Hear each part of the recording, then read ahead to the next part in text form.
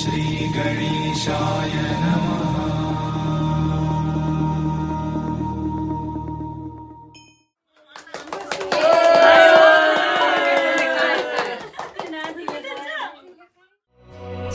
सुमनसवन्दित सुन्दरि माधवी चन्द्र सहोदरि एव मयि मुनिगणमण्डित मोक्षप्रदायनि मञ्जुलभाषिणि वेदनुते पङ्कजवासिनि देवसुपूजित सद्गुणवर्षिणि शान्तियुते जय जय हे मधुसूदन कामिनि आदिलक्ष्मि जय पालय माम् जय जय हे मधुसूदन कामिनि आदिलक्ष्मि जय पालय माम्।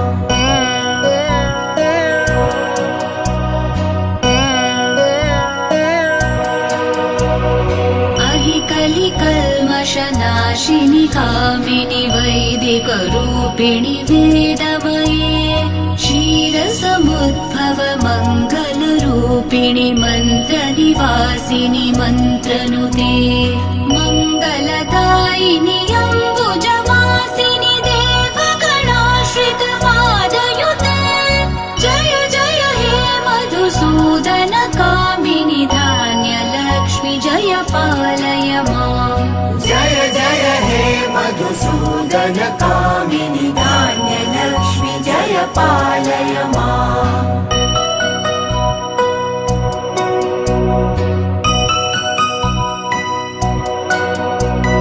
जय वरवर्णिनि वैष्णवि भार्गवि मन्त्रस्वरूपिणि मन्त्रमये सुरगणपूजित शीघ्रफलप्रद ज्ञानविकासिनि शास्त्रनुते भवभयहारिणि पापविमोचनि साधुजनाश्रित पादयुते जय जय हे मधुसूदन कामिनि धैर्यलक्ष्मि सदा पालय माम् जय जय हे मधुसूदन कामिनि धैर्यलक्ष्मि सदा पालय माम्।